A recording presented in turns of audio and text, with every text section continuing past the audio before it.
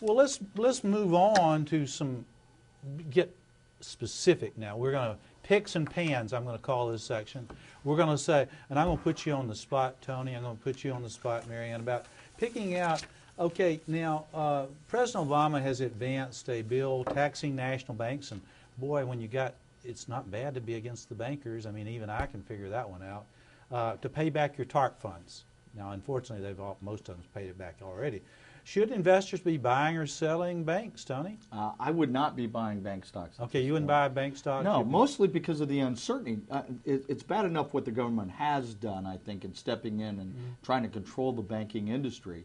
But what concerns me even more is what they might do in the future. Okay. I'm uncertain that I'd buy a bank stock and they may re-regulate something else. So it's sort of like a public utility, and you know how much you're going to make out of public utility. Not too much, but not too little, right. Sort of, you know, like right. In between. And we're kind of biting the hand that feeds us. Yeah. We want those people to loan money, and yet we regulate them and tax them kind of unilaterally.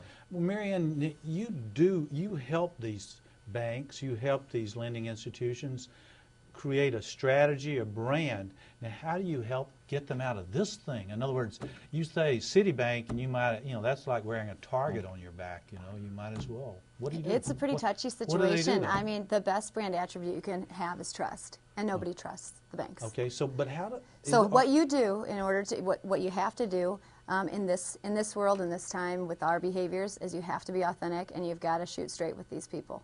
And you're going to have to come out with a campaign that's honest and shows your integrity. Whatever integrity items you can highlight, you're going to have to show them. So it's integrity. It's honesty and integrity, and you know that you're there for them. Again, it's all about the consumer. And if they don't trust you, you have a huge battle in front of you, because it's going to take a lot of time and effort and energy to get that trust back. Yeah, and I think, as Tony, I just don't think, even though they're getting money, they're borrowing at 0 to 1/4%, lending out at least government-backed at 3.7, you're just not going to make that much money off bank stocks. So I'm not bullish on bank stocks as well.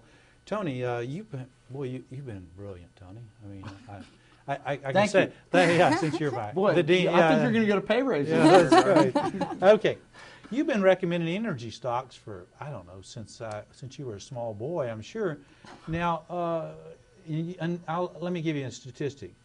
They're up about 60%. The stocks you've been recommending over the past an annualized return of 60%. I mean, if I'd done what you said, I'd have made a fortune. I didn't. I think that as usual, I don't always listen to you. Yeah, tell me about it. The thing I think is that we all have to use energy. I mean, you know. So you're still bullish on it? Yes. So you're still buying energy stocks? I still think that there's upward possibilities. I'm turning bearish on energy stuff a little bit. Now, I'm not a buy, but I'm not a sell. I'm more of a hold. I think it needs to be. You need to be focusing more on innovative energy. Okay. Wind energy, alternative energy. I'd be very careful about typical commodity-based energy sources. So, Marianne, in that regard, do companies that have a presence like GE in wind energy and others, is that part of their branding? Does that become part of their brand? You know, we've been looking at a lot of data on green, not necessarily energy, but a message around green and the importance that plays in a consumer's decision making. And while it's important, it's not the most important. So I would have to say that it should be part of their messaging strategy, but I don't know that it's the only part of their messaging strategy, because again, in a time where we've got low consumer spending, and when you say green, it somewhat applies to a consumer that might cost more.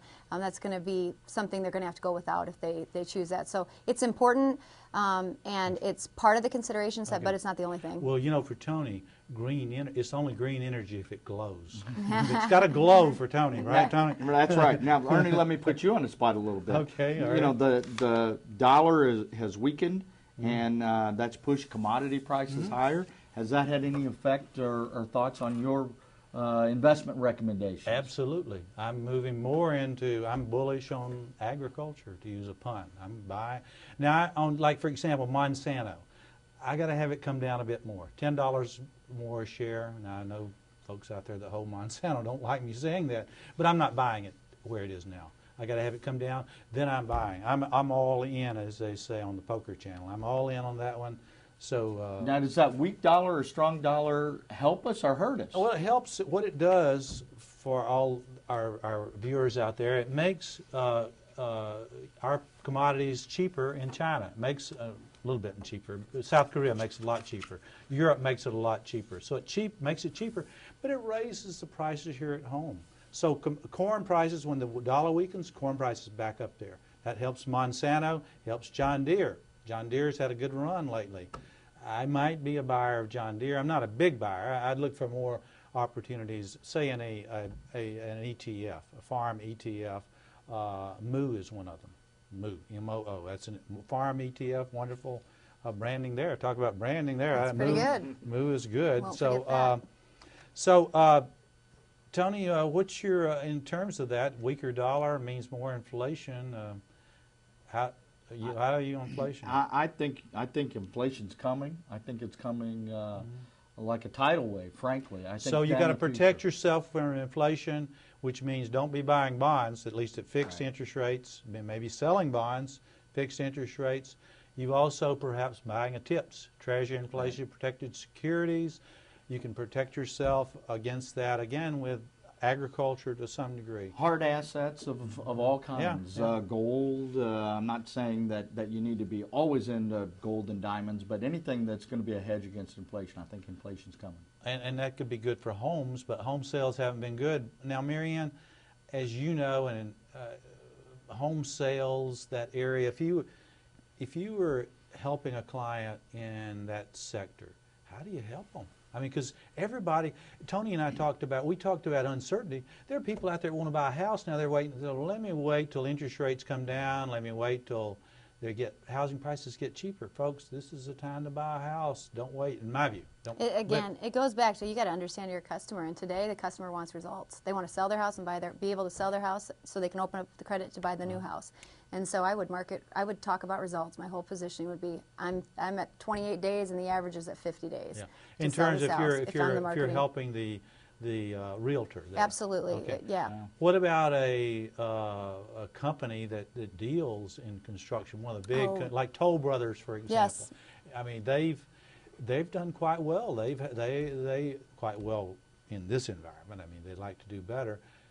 Again, are we back to integrity? I mean, is that a lot of it? Or? Yeah, I think so. I also think it's I'd spend some of this time figuring out where my total available market is. Is it where I thought it was? Is there a new opportunity in the marketplace? If there is, I'd build a marketing plan around that, and I'd support the brand through that marketing plan. Okay, all right, absolutely.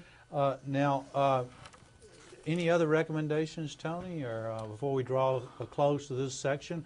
Marianne, have you got any stocks that you would... I don't want to put you on the spot. I mean, you've got clients on both sides of the fence. It's easy for me. I can sit out there and recommend. I don't have clients on both sides of the fence. So. I better be careful, right? Okay. Don't want to hurt my brand. Yeah. Okay, good. Well,